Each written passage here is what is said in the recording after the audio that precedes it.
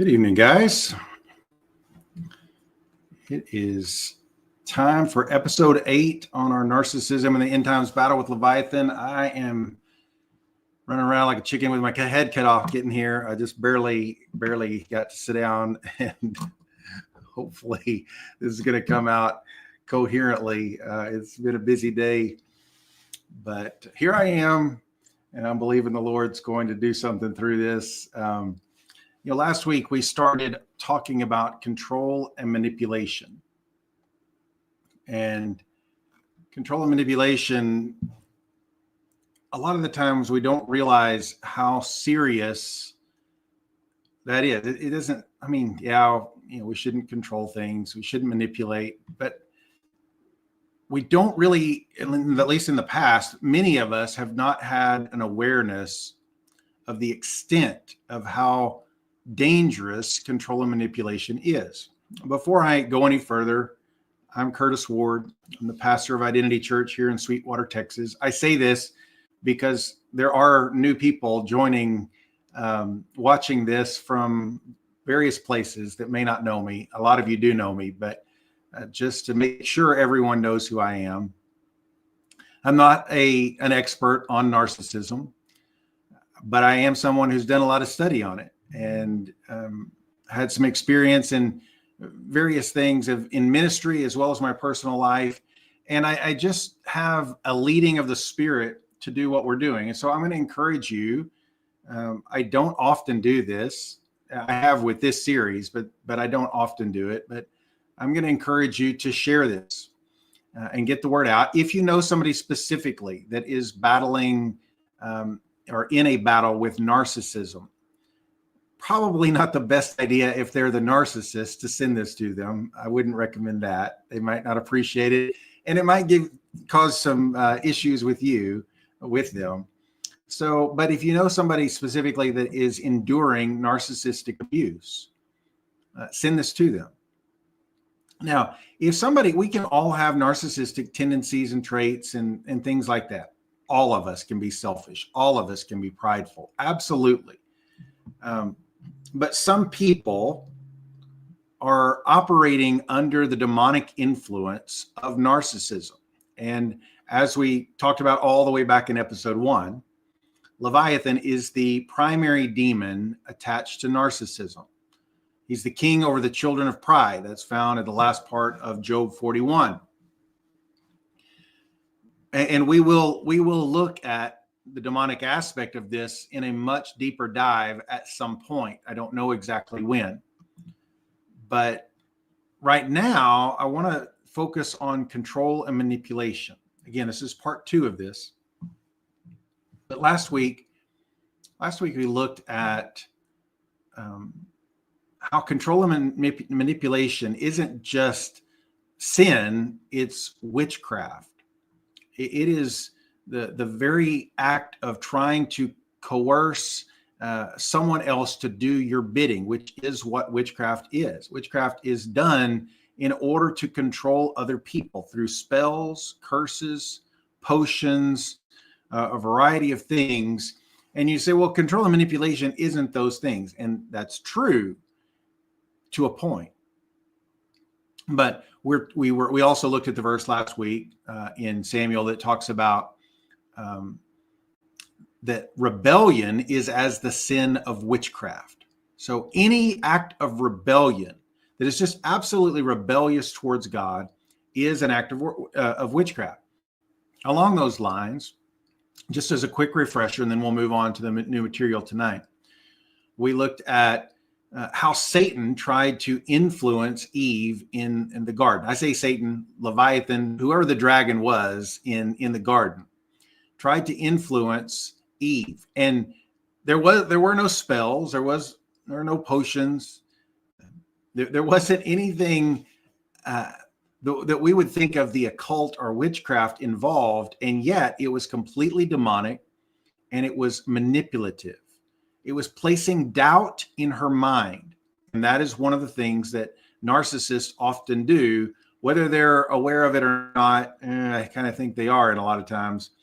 But it doesn't matter because it is very much witchcraft. Hello, Angela. Good to have you with us again. But the deceit, the manipulation, the twisting of the word, and what God said, those were manipulative tactics done by the dragon in order to get Eve to be controlled. And that's exactly what happened, is she eventually took of the fruit and ate it. And then Adam, and then us, and all the mess that followed. But ultimately, it started with the dragon getting control, getting her to do what he wanted her to do. That's exactly what control is getting the other person to do what you want them to do. Again, in witchcraft, you do that by various means. And we'll look at a few things. I need to write a note. Don't know where a pen is. Like I said, here it is. I got to write myself a note because I thought of something earlier that I wanted to include tonight, and I forgot. I didn't have time to get it into my notes. So we'll see if I look at this and remember it, but I'll try to. So tonight, and last week, we also looked at Jezebel, the Jezebel in the Bible. And then in Revelation chapter 2, the church in Thyatira that had tolerated Jezebel. And the controlling influence of Jezebel, we looked at a little bit at the church and in lives. Jezebel tries to prevent the prophet or the man of God from stepping into their God-given role and their authority. And Jezebel usurps that authority and takes what is not rightfully hers. But as I said last week, you cannot have a Jezebel spirit without having an Ahab spirit. If the men of God would refuse to hand over their authority, Jezebel would have no place to stay. But because we tolerate her, her control and influence grows. But there were severe consequences to that as well. And we looked at that last week. Tonight, though, we're going to jump in 1 Samuel chapter 18. 1 Samuel 18. And what I want to do is we started with Jezebel last week, and really Ahab as well. Ahab was controlling in a different way. He was sulking and in self-pity in order to get Jezebel to do the dirty work for him. And she ended up getting Naboth killed, and he got the vineyard that he wanted that Naboth said no. And that is one of the primary things about a narcissist, is they absolutely hate being told no. They hate it. Angela, I do believe in a lot of ways they do know what they're doing. However, I think a lot of what they do is subconscious, and it's learned behavior from the narcissist in their own past. But yes, I think in a lot of ways they do know. Now, sometimes it's kind of like they vacillate between this false reality that they live in, and then they may have moments of clarity where they come into the truth for a brief moment. They generally don't stay there. But yes, they do know a lot of what they're doing. But I do think that a lot of it is subconscious, and that they just do it and they don't even realize it. Now, I'm not trying to justify their behavior. I'm not trying to make them, oh, poor them. No, that's not what I'm trying to do. I think a lot of it they are aware, and it is intentional. But I do think in some cases it is subconscious and learned behavior. It's what they've grown up in. It's what they know. Again, not trying to justify. There is no justification for their behavior. 1 Samuel 18, though, our next example is King Saul. King Saul was absolutely a narcissist. Now, King Saul, before we get into what we're going to talk about tonight, King Saul looked the part.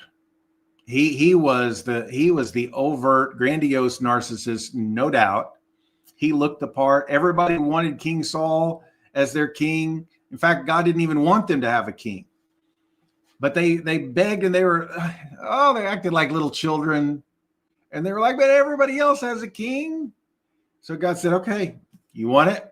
you get it. Here's what's going to happen to you when you get a king. And he listed all of the consequences that they were going to have to deal with.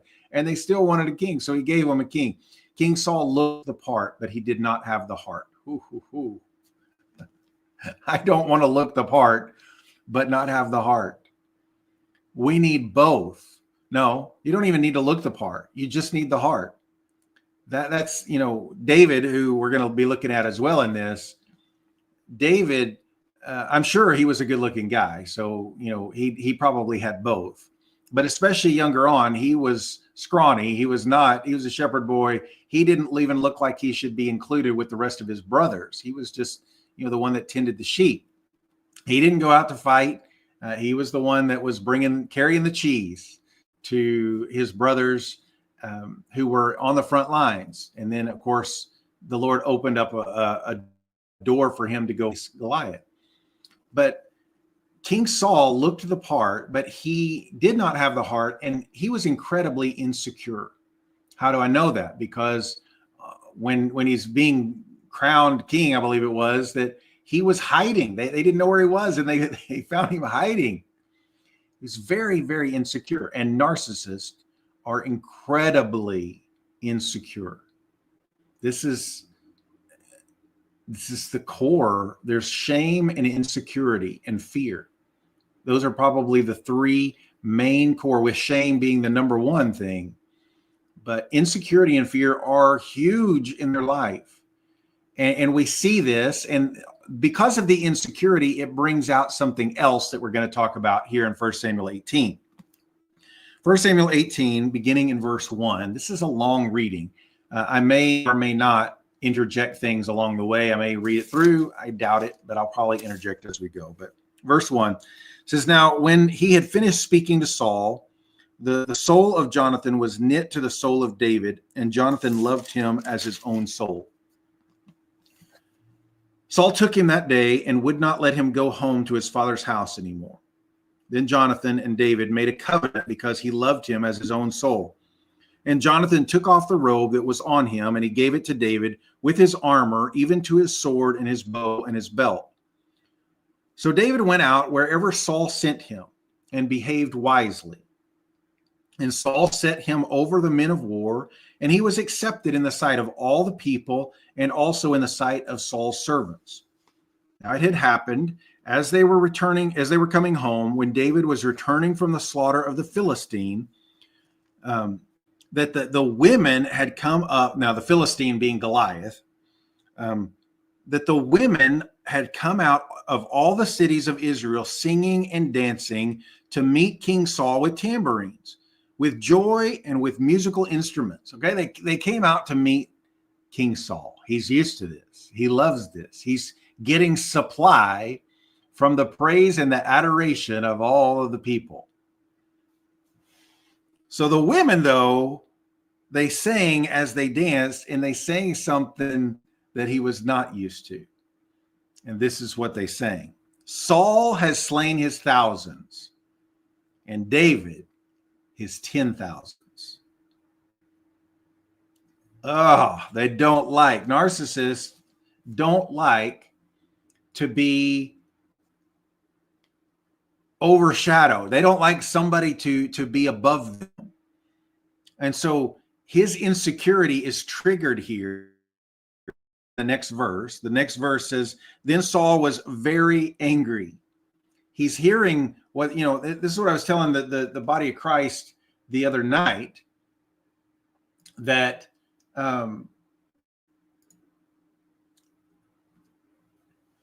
that we should celebrate the victories of our brothers and sisters in Christ. Saul should have been celebrating David here. That would have been the right thing to do. And he had done a great thing for their country. And he had honored God in facing Goliath. And he was just fine with it until David started getting the praise that he wanted, that he felt he deserved. And it made him very angry. Anger is going to be the core emotion that comes out of a narcissist, especially when they get told no, or especially like Ahab and Jezebel, you tell them no, and they're like, we're going to get what we want. And they will trample over boundaries.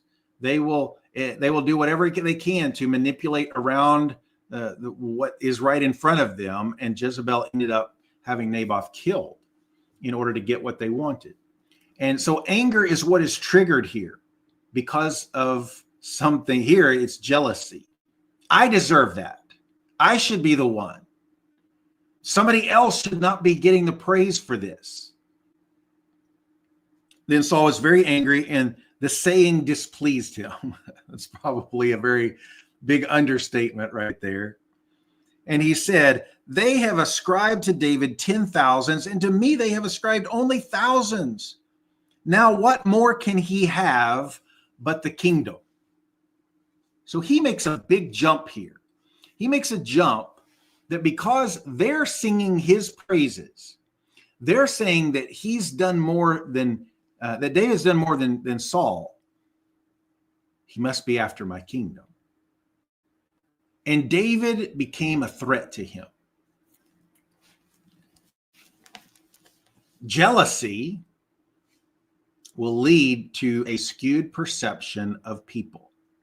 And if you are a person that has been the forefront of people being jealous of you, you know exactly what I'm talking about. They see you through a different lens. They might be cool to you. They might be angry to you. Sometimes you may not even know why somebody is like that. They just don't want to be around you. And it really has nothing to do with you. It has everything to do with them. It has to do with their insecurity, their jealousy that's coming from that insecurity. So Saul is like, he's got to be coming from my kingdom. They're already praising him as if he's done more than me.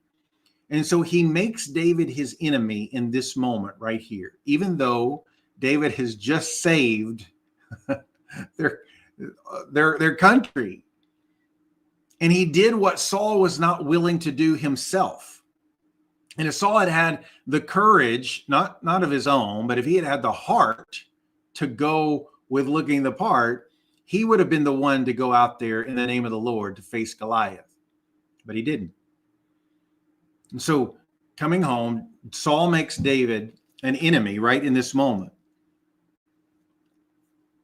And this is what it says in verse 9. So Saul eyed David from that day forward. He had an eye on him. And it wasn't an eye just to, this was a jealous eye.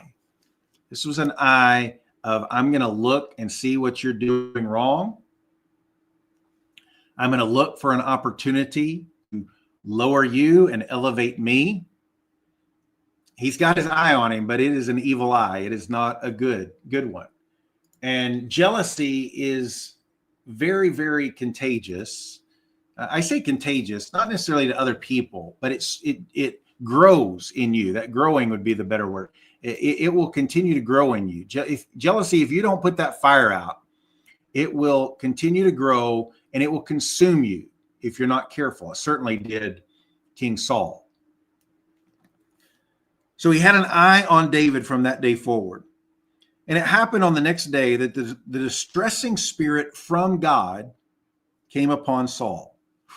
This is such a warning to all of us that if you set your eyes, if you take your eyes off of the Lord and you put them on yourself, and then you start looking at God's people through a lens that is wrong and skewed, and you treat them as if they're your enemy, you have made God your enemy. We'll look more about that later. Got some stuff to share with you tonight. A distressing spirit sent from God. This wasn't just the enemy working in his life. This was God saying, handing himself over. Okay, you're going to do this. I am going to let you. You've opened a door, and the Lord sent this demon to him. Now that makes some people uncomfortable. I'm just saying, How about we just stay close to the Lord in humility and don't get our eyes focused on ourselves, and we don't have to worry about all that kind of stuff, okay? So the distressing spirit from God came upon Saul, and he prophesied inside the house. So David played music with his hand as at other times, but there was a spear in Saul's hand. And Saul cast the spear, for he said, I will pin David to the wall. Now he said this. He didn't just think it. But David escaped his presence twice. Even spouses can be jealous of their spouse. And that's something you need to be careful of. They will be jealous of your success. They will be jealous of what the Lord is doing in your life. Your accomplishments, achieving your goals, all those things do to a narcissist is make them realize that they're not accomplishing what they want. And they're also not getting the praise that you might be getting because of this. Now, if you're really walking with the Lord, you're not in it for the praise. You're not doing it so people will pat you on the back and sing songs about you and let you know how wonderful and great you are. No, you're doing it for the Lord. Hey, David, good to have you with us tonight. But people that are focused on themselves, they want, somebody that's walking with the Lord, they can do something and somebody else can take the credit, and they're like, okay, because they're not in it for the credit. Now, you don't like that. Nobody wants somebody to take credit for something that you've done. But they didn't do it for the credit.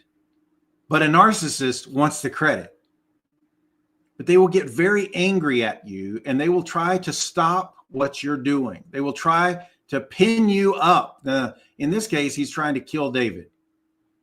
And in some extreme situations, physical danger is a part of this. And if you are in a relationship where there's physical abuse or you feel threatened, you need to get out immediately. You don't have to wonder what the Lord's wanting you to do. You just need to get to safety, get you and your kids to safety if that's what's necessary. So they're going to try to stop what God is doing in you because it makes them look small. And they hate feeling small. So David escapes him twice. And it says in verse 12, now Saul was afraid of David. Listen to this. Saul was afraid of David because the Lord was with him, but had departed from Saul. Now Saul knows this. This is why he is afraid of David.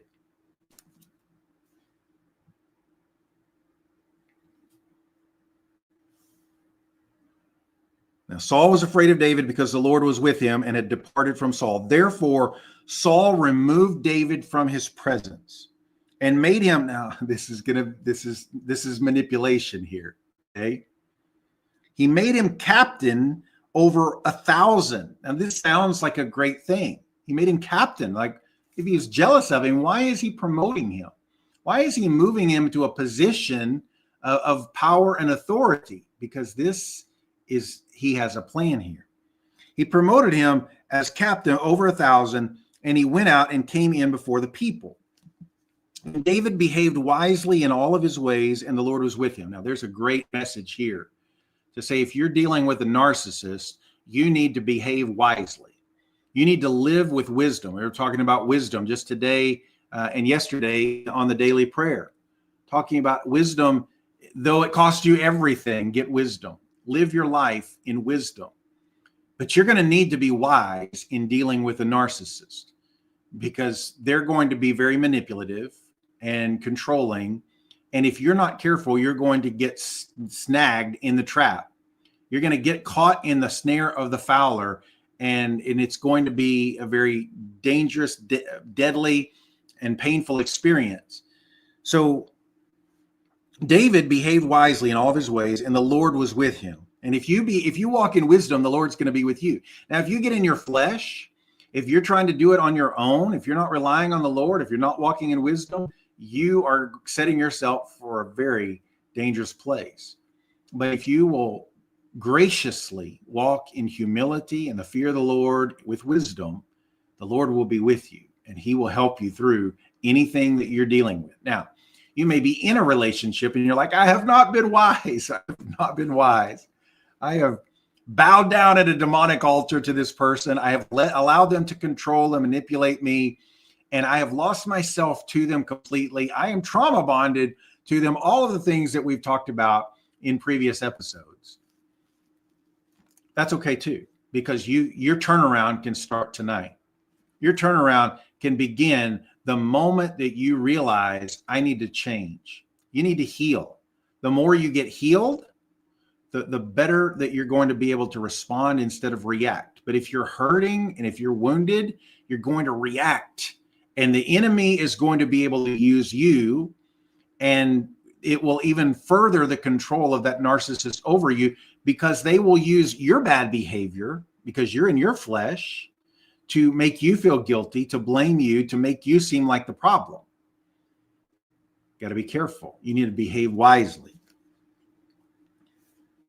So David's behaving wisely. The Lord is with him. Verse 15, therefore, when Saul saw that he behaved wisely, he was afraid of him. When a narcissist recognizes that their tactics aren't working, they get very afraid. They get very afraid because, and in some cases, these tactics used to work. Why aren't they working now? And what do I do? Because this always worked before, but now it's not, because you're behaving wisely, because you're listening to the Holy Spirit, and you're not falling for those manipulative, controlling, occultic witchcraft tactics any longer. They're losing their grip on you. They're losing their grip on you. Praise the Lord. You don't want Leviathan's hooks in you. And he gets his hooks in you through the control and manipulation of other people.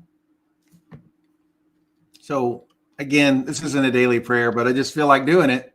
Let's just say they're losing their grip on me. Oh, let me get over here real quick.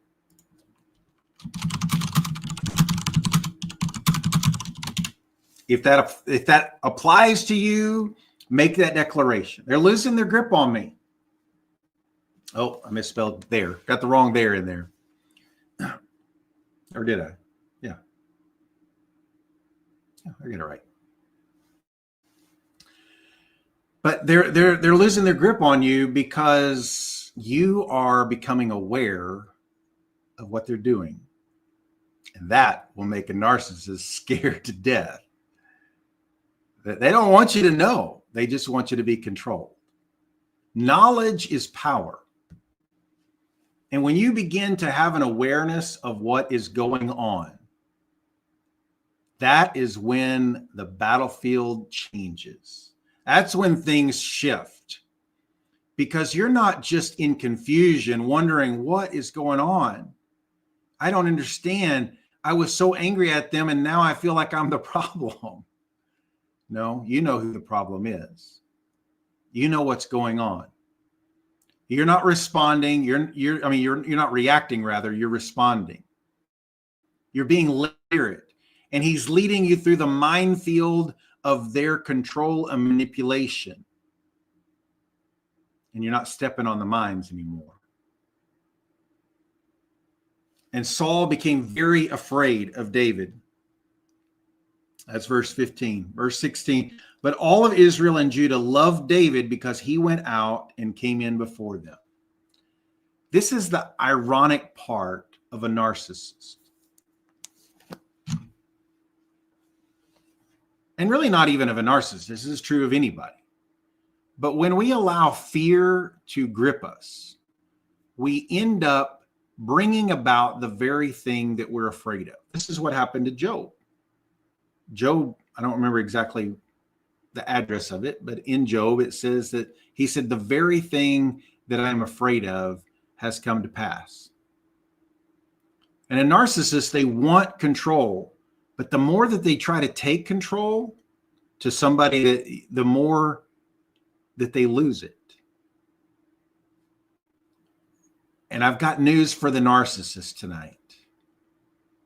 You can't control God. Nope.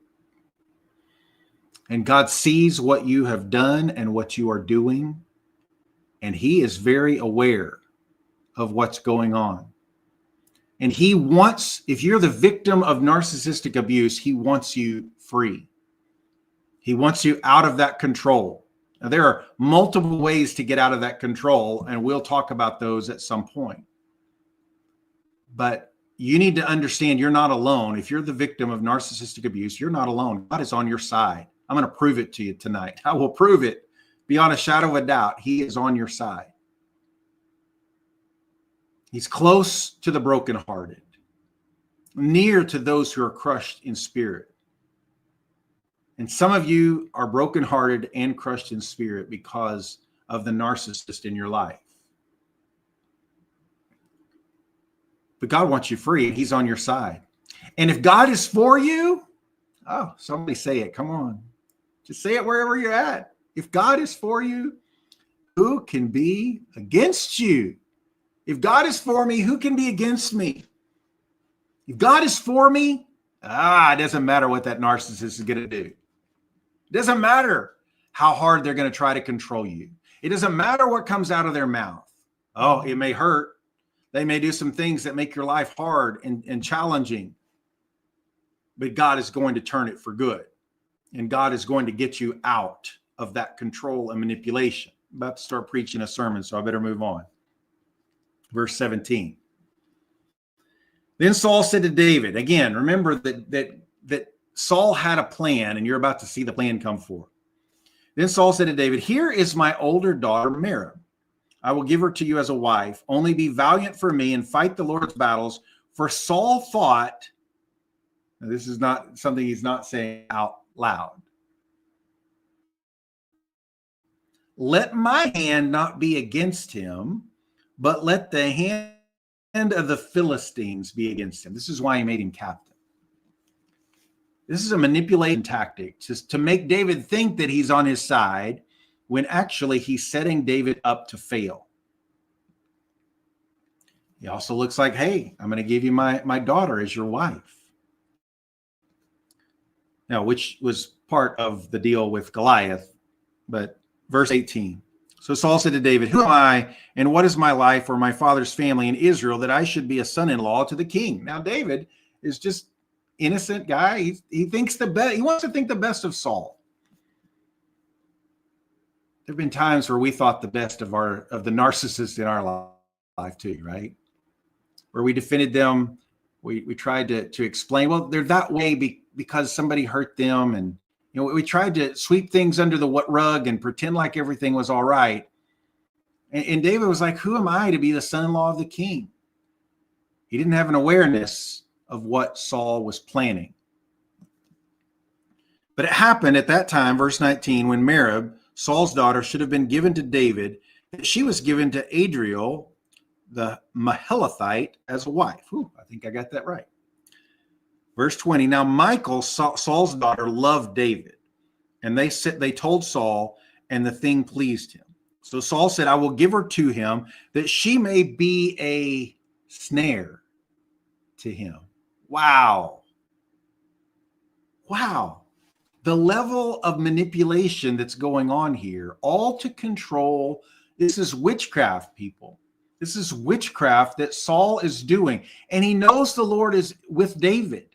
He knows the Lord is with him, and yet he's still setting himself up against David, which means he's setting himself up against God. And there are people in your life, the narcissists in your life, they may know the Lord is with you, and yet they still try to control you. They still try to manipulate you. But they're not setting themselves up against you. They're setting themselves up against God. And you need to be aware of that, and that can give you a measure of peace. Because God is your defender, and he will help you in your struggle. You're not alone.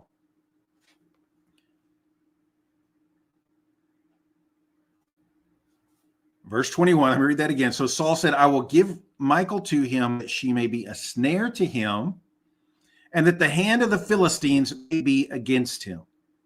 Therefore Saul said to David a second time, you shall be my son-in-law today. Talk about a trauma bond.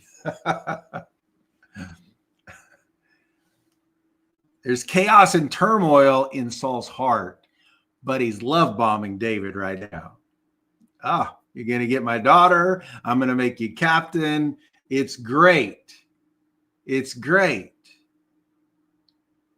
But it's not great because Saul's heart is against David and against God. Verse 22, and Saul commanded his servants, communicate with David secretly and say, look, the king has delight in you and in all his servants, and all his servants love you. Now, therefore, become the king's son-in-law. Okay, now this is, this is triangulation, trying to get other people to do the work. Hey, they're doing the work of King Saul to make, they're lying. They're seeing the same thing Jezebel did.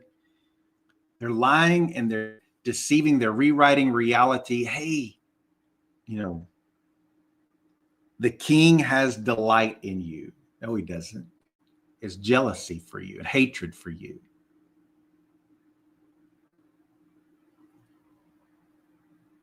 But he wants them to tell them a lie to manipulate. Now, this is where a lot of narcissists go, is they will use other people to do their dirty work. They'll use other people to manipulate and lie and twist and come talk to you, have those secret conversations. Be very careful. You're going to have discernment in your walk with this.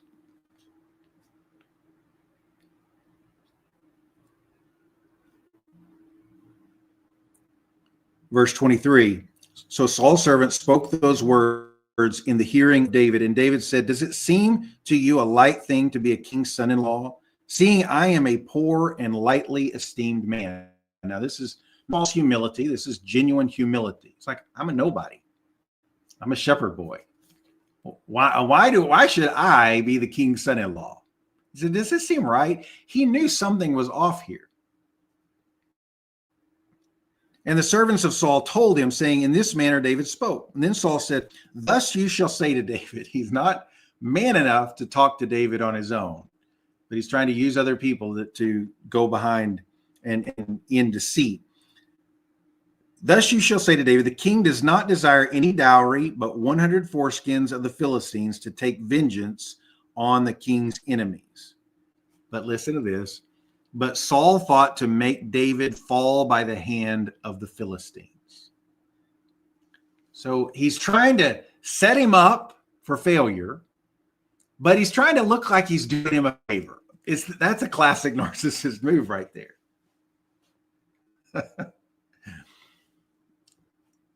In one situation in ministry, mom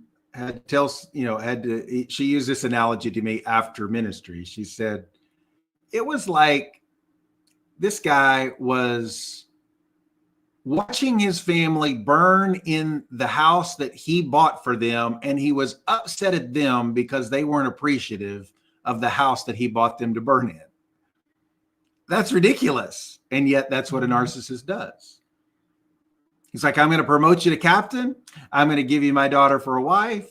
And I'm not even going to charge you a dowry. Oh, no, not at all. You're just going to have to bring me the foreskins of 100 Philistines. Oh, I'm doing you a favor. I'm doing you a favor. You should be so appreciative of me, even though I'm trying to kill you.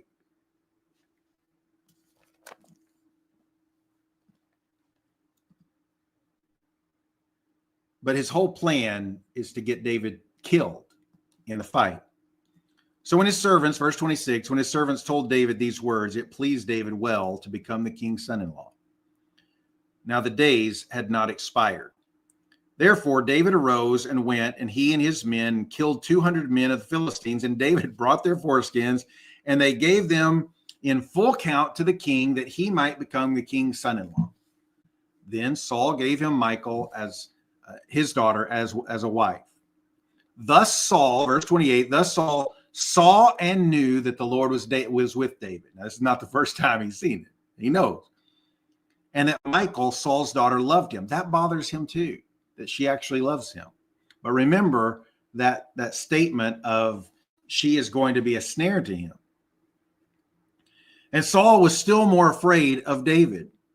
So Saul became David's enemy, and we're going past verse 28 there, but Saul became David's enemy continually. Wow. That's verse 29 there. His fear made him an enemy of David, not just sometimes, continually. He hated David. And then let's go on to verse 30. Then the princes of the Philistines went out to war, and so it was whenever they went out that David behaved more wisely than all the servants of Saul, so that his name became highly esteemed. The very thing that Saul is trying to prevent, he is causing.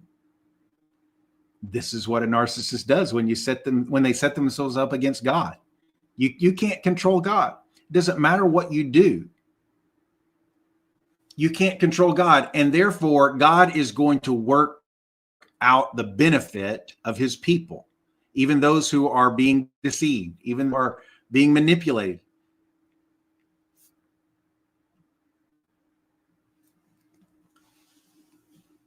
Now, we could actually keep going on this. We could spend an entire night on Saul, but I will refresh your memory on Michal, though. Because if you'll remember, David, when they were bringing in the Ark of the Covenant, Michal saw him dancing, and she hated that he was dancing so undignified in front of the peasants, in front of the regular people, the common people. And so she judged him in her heart. And then David, when he was in the presence of Michal, she was saying, "How dare you do this?" And he was like, "I'll be even more undignified than this if it brings glory to the Lord. I don't care what you think." And because of the judgment in her heart, Michal was barren. Now, Michal loved David, but there became a rift in their relationship because David put God before Michal. He didn't bow down to probably the other narcissist in his life, which is probably Michal. And based on what she was trying to put pressure on David to stop praising the Lord like that. This is a really key moment for some of you, because if you're in a relationship with a narcissist, you need to be very, very careful, because you're going to have to love God more than that person. If you allow that person to control you, you stop submitting to God and you start submitting to them. And that word submit, I'll just bring this up. We'll probably talk about it more at some point. But I know that some women feel like, well, I'm supposed to submit to my husband, and I need to do what he's telling me to do. No. If he's setting himself up against God, you certainly do not need to submit to that. You need to submit to the Lord. It's like, there's several places where it talks about how we have to obey in the book of Acts, I believe it is. We have to obey God rather than man. And that's true for a wife too. You don't submit to a husband who is setting himself up as an enemy to God. If he's going away from God, you don't follow that leading. You go with the leading of the Holy Spirit. Now, you need to do it in wisdom, but that's not submission. That's subservience. That is becoming a slave. That is putting him above God. And again, it goes back to the demonic altar teaching, where we bow down to their altar. We have a role to play even if we're being abused, we have a role to play, because if we give them everything that they want, we can't follow God and them. And it's time that we have a healthy view of submission. Doesn't mean just blindly following them because they're the husband. Oh my goodness, no. That husband is supposed to love you like Christ loved the church, gave his own life up for them. And he's supposed to submit to the Lord. And if he's not submitted to the Lord, why in the world would you need to submit to him? Now, sometimes it's in a specific situation and decision, and sometimes it's their entire life.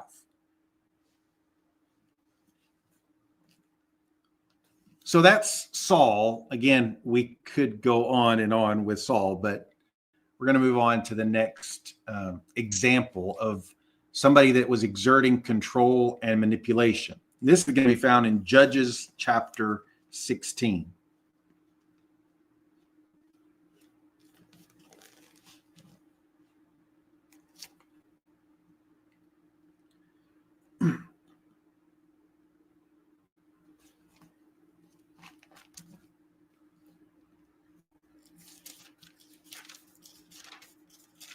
Judges 16.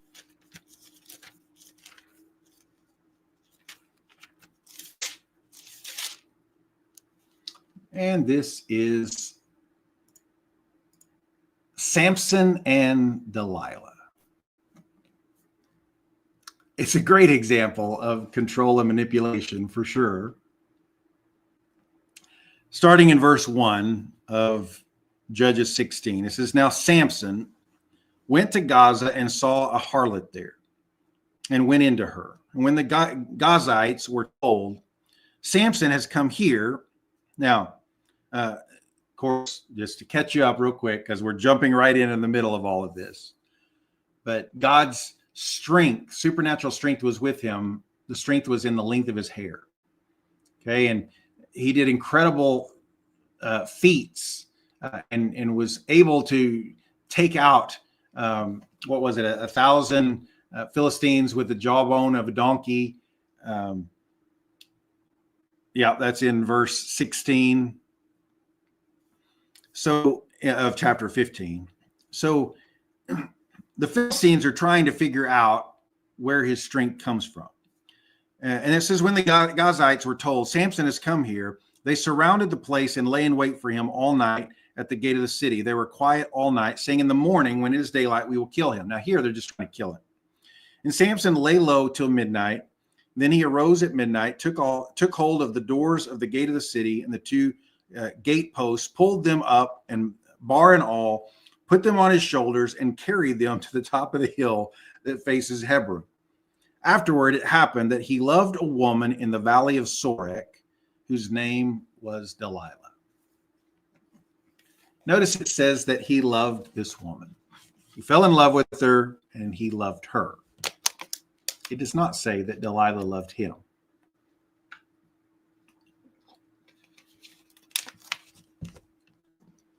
And her actions will kind of prove otherwise. The lords of the Philistines came up to her and said to her, entice him and find out where his great strength lies, and by what means we may overpower him, that we may bind him to afflict him, and every one of us will give you 1,100 pieces of silver.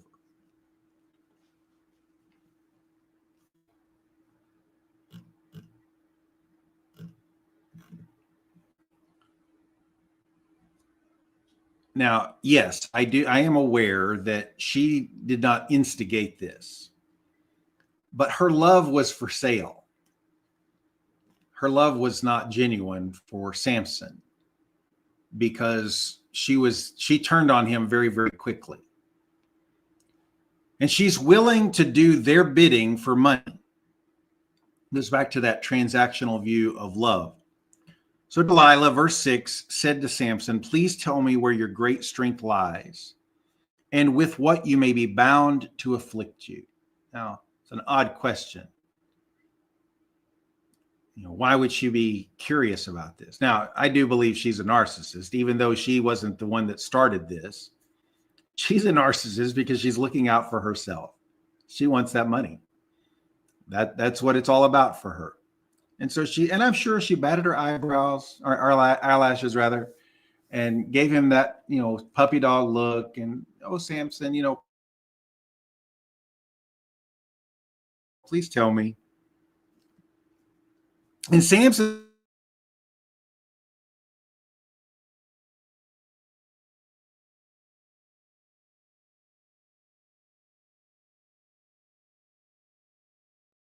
seven fresh bowstrings, not yet dried. She bound him with. Now men were lying in wait, staying with her in the room, and she said to him, "The Philistines are upon you, Samson." But he broke the bowstrings as a strand of yarn breaks when it touches fire. So the secret of his strength was not known. So, I think, Samson, if you have any sort of intelligence here, she's asking you what your weakness is. You give her a false one, but she puts it to the test. So here then again, in verse 10, it says, "Then Delilah said to Samson, 'Look, you have mocked me and told me lies. Now please tell me what you may be bound with.'" Guys, oh my goodness. Now, of course, he didn't tell her the truth the first time around. Here she comes again. And he keeps tolerating it. He's not saying, "Hey, look, we're not going to play this game." No, I'm not telling you anything. He doesn't put up boundaries, and he treats it like it's a game. And in this situation, a second time around, and by the way, she guilts him. This is a trauma bond that is being played out right on the pages. She's abusing him, manipulating him, and then guilting him like he's the problem. "You mocked me. You told me lies." And then she begs him, "Please tell me what you can be bound with." Verse 11, "So he said to her, 'If they bind me securely with new ropes that never have been used, then I shall become weak and be like any other man.' Therefore, Delilah took new ropes and bound him with them and said to him, 'The Philistines are upon you, Samson.' And men were lying in wait, staying in the room, but he broke them off of his arms like a thread." And Delilah said to Samson, "Until now you have mocked me and told me lies. Tell me what you may be bound with." Now this time it's more of an intimidation and bullying tactic. This isn't guilting him here. This is just coming off really strong. "Until now, I've put up with it, but you're going to tell me what you need to tell me right now." And I'm not even joking when I say this is a trauma bond that's formed, because trauma bond, if you remember, is created by the toxic push and pull, toxic cycle. There's a push-pull of sweetness and harshness, kindness and ugliness. And she's trying to tell him, "I love you, you can trust me," but she's not. But people with a trauma bond do things repeatedly, and you're like, why would you keep going back to that? Why? What are you thinking? The woman who keeps getting beaten up by her boyfriend or her husband, and you're like, why would you go back to that? It makes no sense. There's no reason that you would do this. Yes, there is. It's called a trauma bond. And here, same thing. We're seeing the very same thing play out. And she says, "Tell me what you may be bound with." This is the last part of verse 13. "And he said to her, 'If you were to weave the 7 locks of my head into the web of the loom.'" So she wove it tightly with the batten of the loom, and said to him, "The Philistines are upon you, Samson." But he awoke from his sleep, pulled out the batten and the web from the loom. Now, listen to this. "Then she said to him, 'How can you say I love you when your heart is not with me?'" Now she's going low. This is pure guilt and manipulation right here. You say you love me, but you won't trust me. Now, has she proven to be trustworthy? Absolutely not. Absolutely not. She has done the very thing that he has told her every time. As if, and if it were real, he would have been in trouble. But this time she goes really, really low. And she says, how can you say I love you? Now, when someone questions your love to them, it really pulls on your heartstrings. You're like, of course I love you.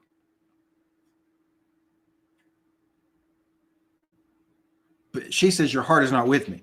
She says, you have mocked me these 3 times and have not told me where your great strength lies. Now, verse 16 is incredibly important.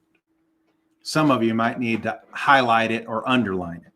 Verse 16, it says, and it came to pass when she pestered him daily with her words and pressed him so that his soul was vexed to death, that he told her all his heart. And he told her the truth, that no razor has ever come upon my head, for I have been a Nazarite to God from my mother's womb. If I am shaven, then my strength will leave me, and I shall become weak and be like any other man. Now here he tells her the truth. Why? Sorry, my cat is making noises over there. So if you hear her scratching on the wall, that's the weird noise over there. Why? Because she kept on pestering him. She kept on. She was relentless. She did not stop. And ultimately, in fact, I just want to look this word up because I think I know the meaning of it, but I want to make sure that I know what the Hebrew word of it says. And let's see, Judges 16, verse 16.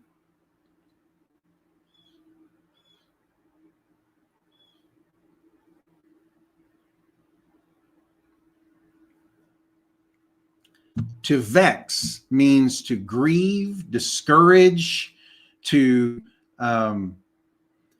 curtail, to harvest. Wow, that's what it literally means, is to harvest. Now, to vex is a word that you might think of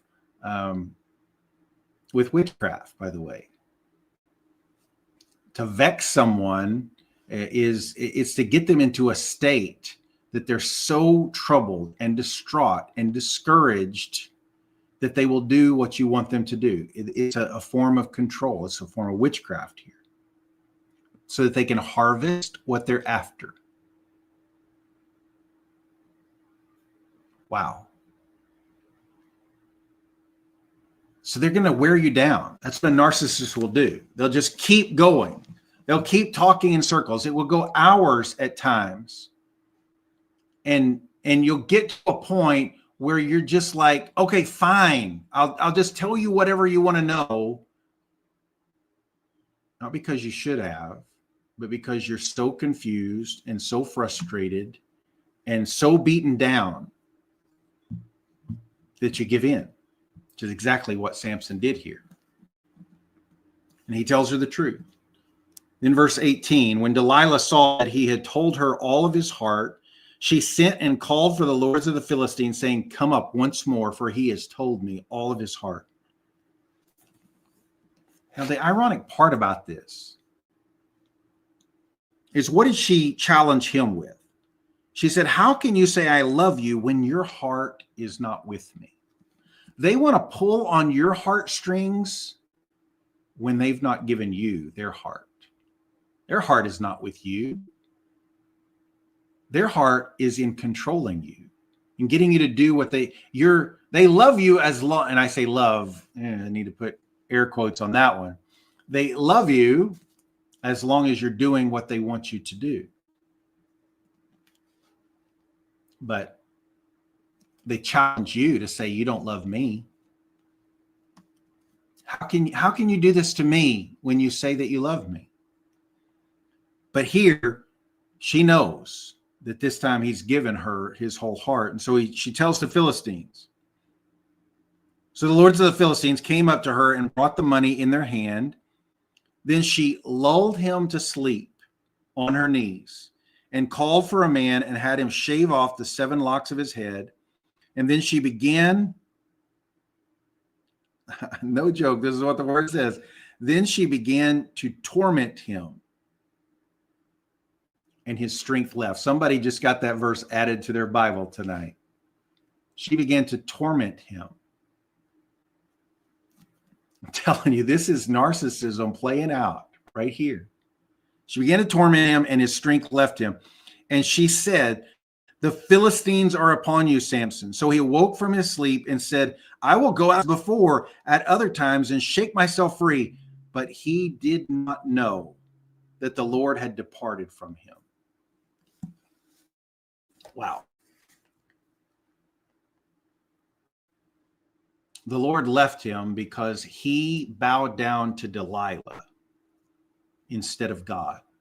He bowed down to the demonic altar instead of the holy altar. And in his mind, even though he might have known that was the truth, he had convinced himself that it was going to be all right. And that even if they did that, his strength would still be there, but it wasn't. The Lord had departed from him. If you want the anointing of the Lord on your life, stop bowing down to the altar of a narcissist. Stop letting them control and manipulate you. You're going to have to set up some boundaries. You're going to have to know your worth. You're going to have to be able to resist what the enemy is trying to guilt, manipulate, and control you with in order to be strong on the side of the Lord.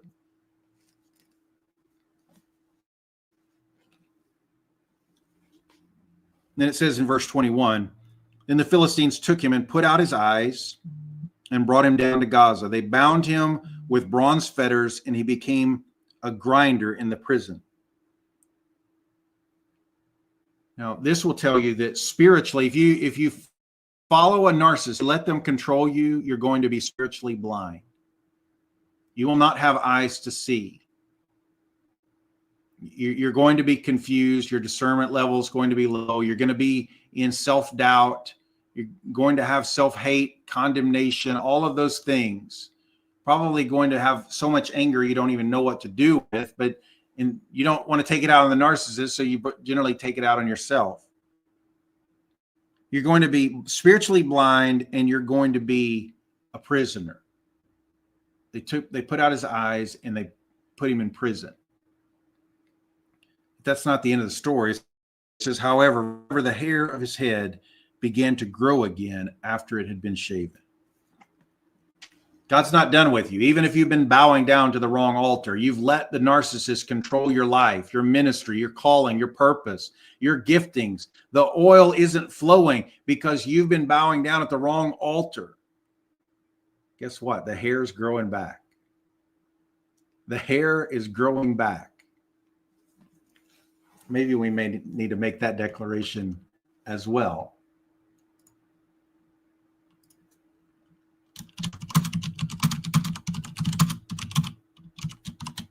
And all that means is, yeah, I may have been controlled up to this point, but they're going to lose control. That control is weakening. They're the ones that are going to end up paying for what they've done.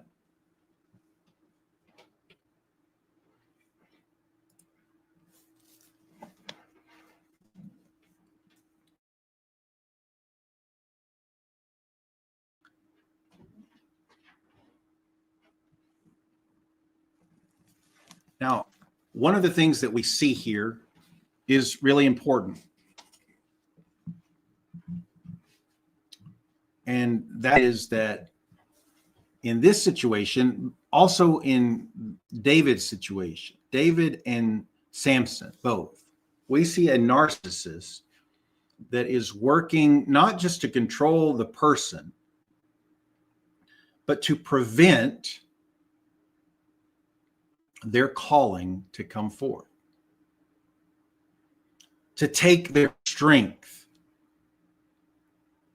The enemy has positioned a narcissist in your life to kill your calling. And you have a choice as to whether you're going to let that happen or not.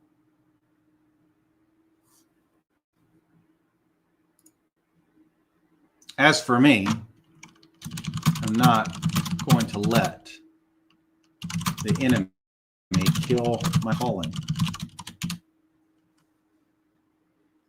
Because if I do, I'm bowing down to the wrong altar.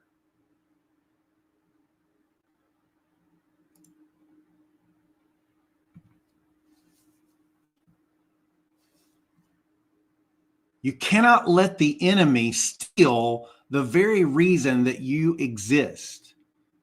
You exist for several reasons. One, because God loves you and he wants a relationship with you. But he could just have you in heaven. You know, when we get saved, we could just immediately go to heaven and be with him, and we're in paradise, and that's wonderful. But that's not how it works. You get saved, but you stay here. Why? Because God has a purpose in your life. He has a purpose, and he's working. And the purpose of your life is to live out Jesus for other people. It's to show them what Jesus is like to the best that we can in our imperfect ways. We're growing more and more like Jesus every day, hopefully. But if I let some person prevent me from walking in the calling and the purpose and the gifts that I have in my life, I'm letting the enemy control me. It's not that person. I'm letting the enemy keep me from why God left me here, why I'm here, why I'm created. You have unique gifts that only you can do in the way that you have with your personality. Nobody can do what you do. No one. They can do similar things, but they don't have your personality. They don't have your smile. They don't have your experiences, your life experiences to share with someone else. Only you can be you.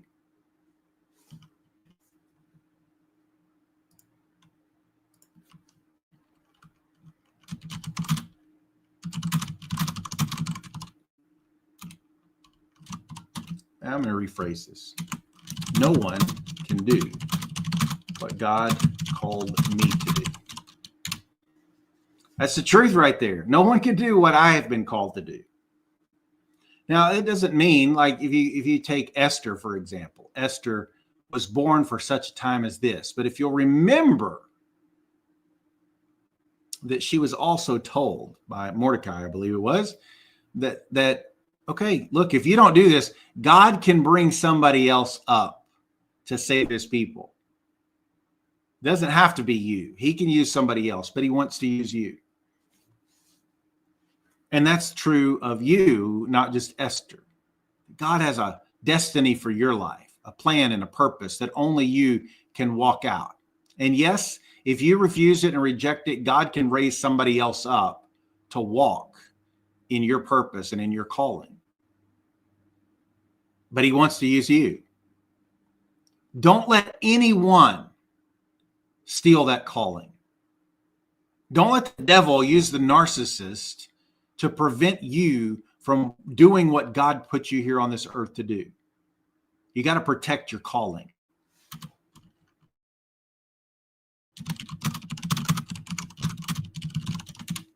You got to protect your calling.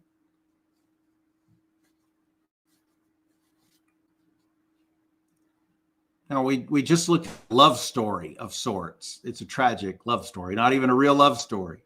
Samson's love was genuine. Delilah's was not. And I heard a good friend recently who said this statement, and man, is it the truth? Love does not control. Love does not control. And if you in a relationship that is controlling, you need to ask yourself, does this person really love me? Now, yeah, they may not know what real love is, and they may have some issues, and I get all that. But if the relationship is about you doing what they want you to do all the time, and when you stop doing what they want you to do, they mistreat you even worse. They get angry, they blame, point the finger, all of the things. You have to ask yourself, is this really love? And that's a hard question to face, because of course it's love. Of course it is.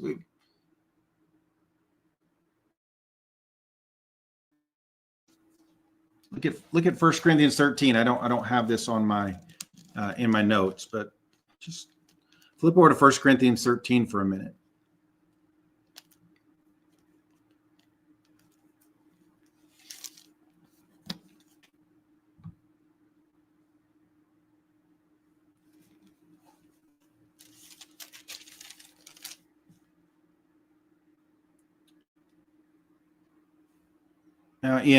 Beginning in verse 4, this is the love chapter. That's what it's known for. This is what love is. Love suffers long, or is patient. Love is kind. Love does not envy. It's not jealous, okay? It's not looking for a way to put you down so that they can get on top. Love does not parade itself. It is not puffed up. Love does not behave rudely. Does not seek its own. Love is not provoked. Love thinks no evil. Love does not rejoice in iniquity, but rejoices in the truth. Love bears all things, believes all things, hopes all things, endures all things. That's what love is. And I know that sometimes we want to convince ourselves that people love us. But that's what real love is. And nowhere in 1 Corinthians 13 does it say that love controls. In fact, it's just the opposite. God does not control you or me. We have a choice. Jesus came and he lived the perfect life that we could not live. And he went to the cross and he was the sacrifice for our sin.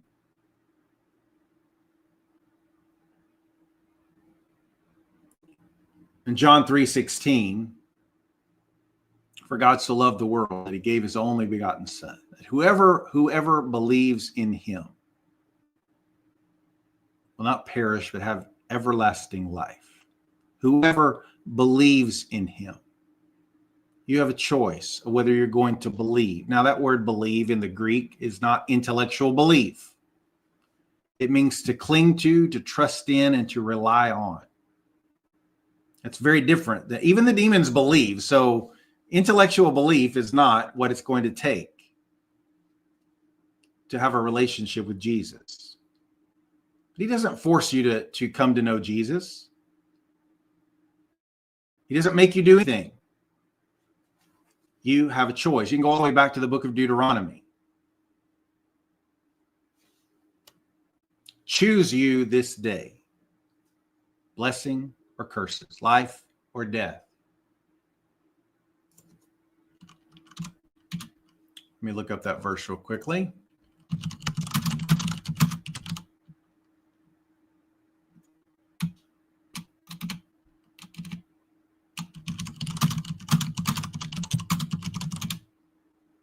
Deuteronomy 30.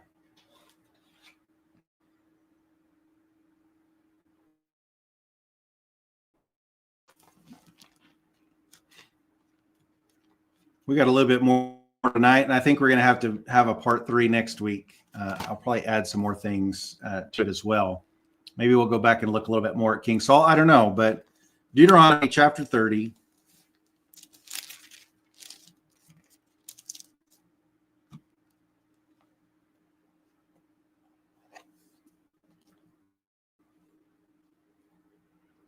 Let's start in verse 15.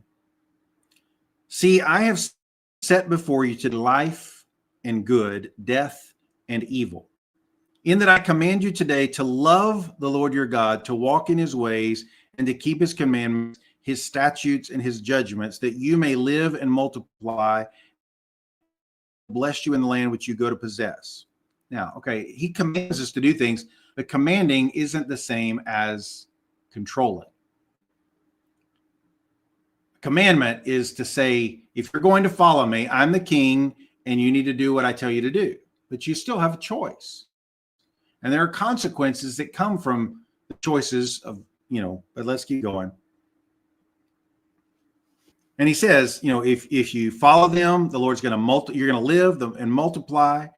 The Lord your God will bless you in the land which you go to possess. Verse 17, he says, but you have a choice.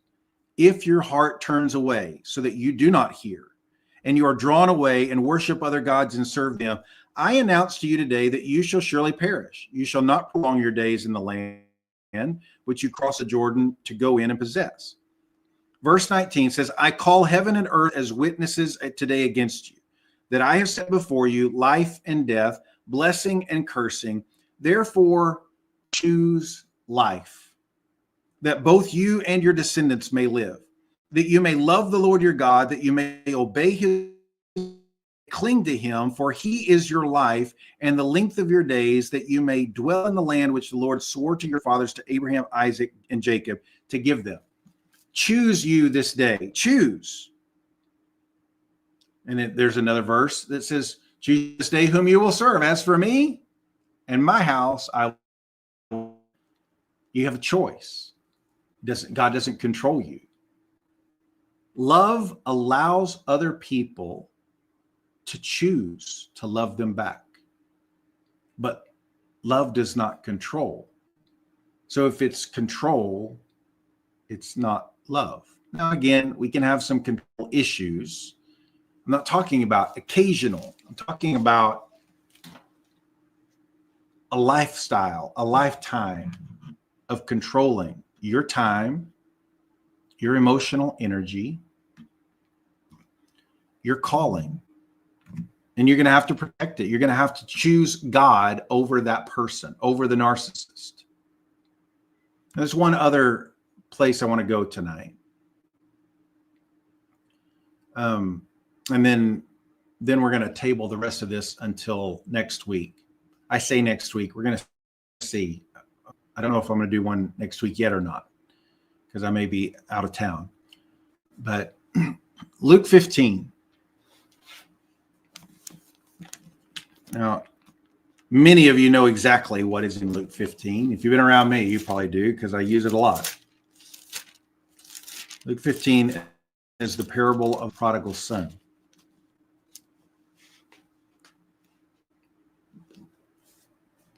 Or as I like to say it, the parable of the prodigal sons.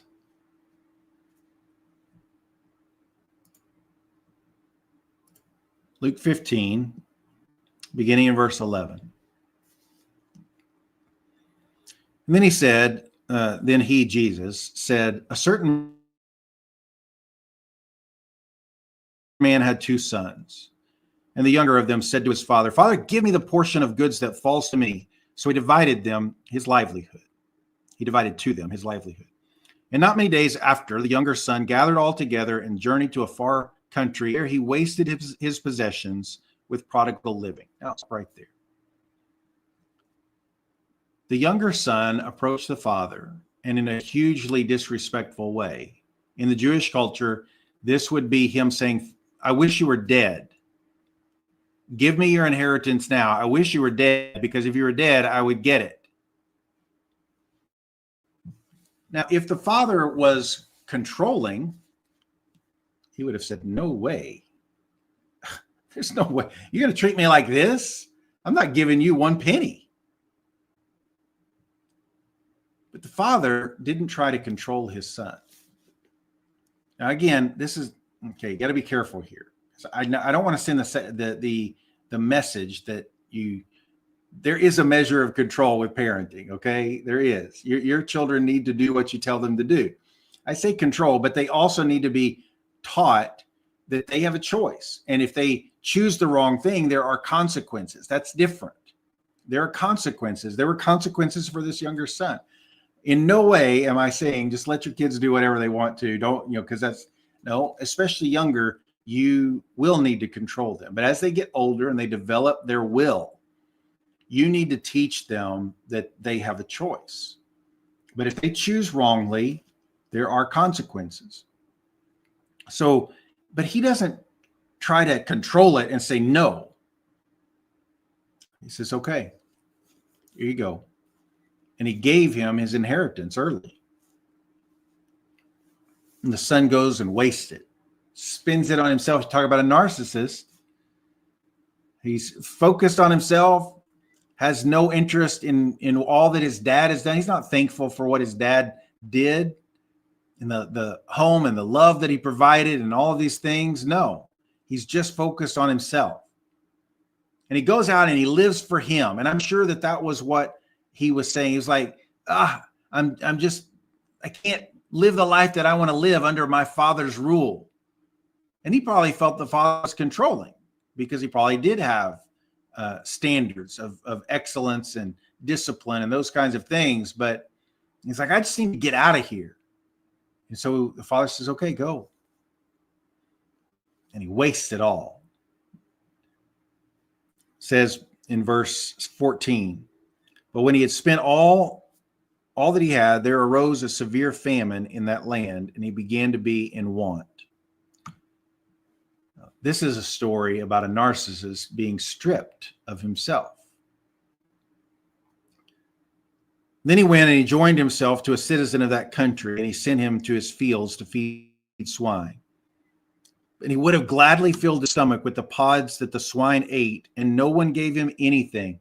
This famine is more than just a famine. This is a spiritual famine as well.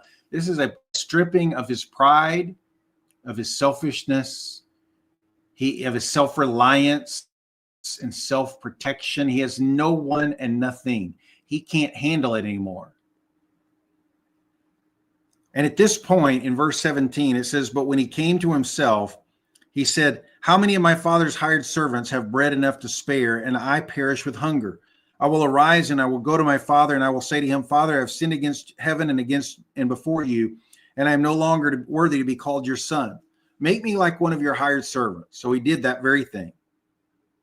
And then verse 20, he says, but he arose and he came to his father. But when he was still a way off, his father saw him and had compassion and ran and fell on his neck and kissed him. And the son gave the rehearsed speech that he'd been telling himself. It says, Father, I've sinned against heaven, and in your sight I'm no longer worthy to be called your son. It says, but the father said to his servant, bring out the best robe and put it on him. Put a ring on his hand and sandals on his feet, and bring the fatted calf here and kill it, and let us eat and be merry. He could have responded very differently. In fact, there's a whole ritual that I don't have the time to go into it, but the community was also waiting. And if somebody left in disgrace like this, if they saw them returning, they would run to them, and they would have the pottery that they would smash on the ground, and they would say something on, I think it's like the ketubah ritual or something like that. I can't remember what it is right now. They would smash the pottery on the ground, and they would say, may the same be done to you. May the Lord break you and shatter you into 1,000 pieces like you have done to your father. You've disgraced him, and now you are a disgrace. And so the community had every right to run out and do this to him. But the father, when he sees him, he runs to beat the community. He wants to be the first one there. He does not want that ritual done, and he runs to the son. And instead of saying, how dare you? How dare you come back to me after the way that you treated me? He doesn't try to control him. He welcomes him back, because this is what love does. He doesn't try to control. He doesn't disown him. He doesn't dishonor him. He embraces him. And that's powerful, because that's love. And love covers a multitude of sins. And love is powerful.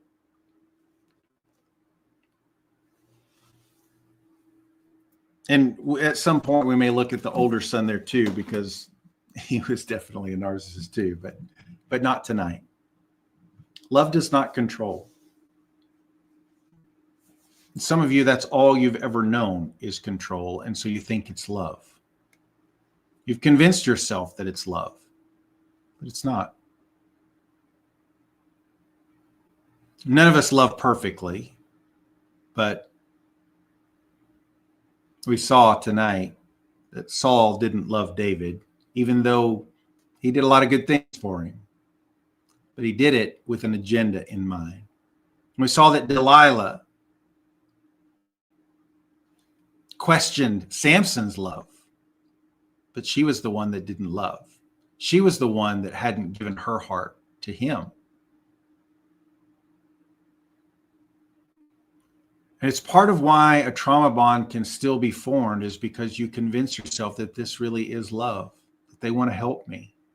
But the one that hurts you is probably not going to be the one to help you, especially if they're continuing to hurt you. You can't heal in the same environment that broke you. You're going to have to have Holy Spirit lead you out of that control and that manipulation. And I hope tonight I've given you some things to think about. It's serious stuff. Your calling is on the line, your purpose, your life even. If David had not behaved wisely, we might be reading about a different king.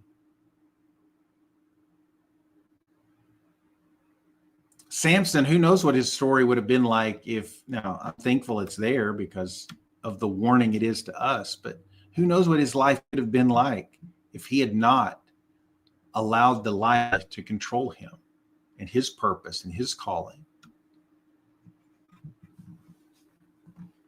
God wants you free from control and manipulation and witchcraft. And there's a freedom that you may not have ever known that I want you to find. And I'm going to pray for you that you will find it. Father, in the name of Jesus, I'm praying for my friends that you would open our eyes and take the scales off to help us to see where the enemy is using people to control us, to manipulate us, to guilt us, where the enemy is trying to steal our calling and cut off our purpose, to shorten our life. Holy Spirit, we ask you to guide us and navigate us through the challenges that are going to be in front of us as we try to find our way to freedom, out of the control. And I thank you, Jesus, that you showed us the way, that we can still love people, even the ones that are against us. And I pray that we would not walk in fear, because if you are for us, who can be against us? I'm praying tonight for you. I'm praying that you will find your way out of control and into the freedom, because where the Spirit of the Lord is, there is liberty. There is freedom, freedom to worship, freedom to live, freedom to enjoy the presence of the Lord. And you can't enjoy the presence of the Lord when you're totally controlled by someone else. I'm praying blessings over you tonight, my friend. Be blessed.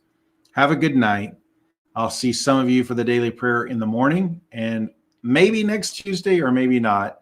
We'll see. I'll let you know for sure as we move forward.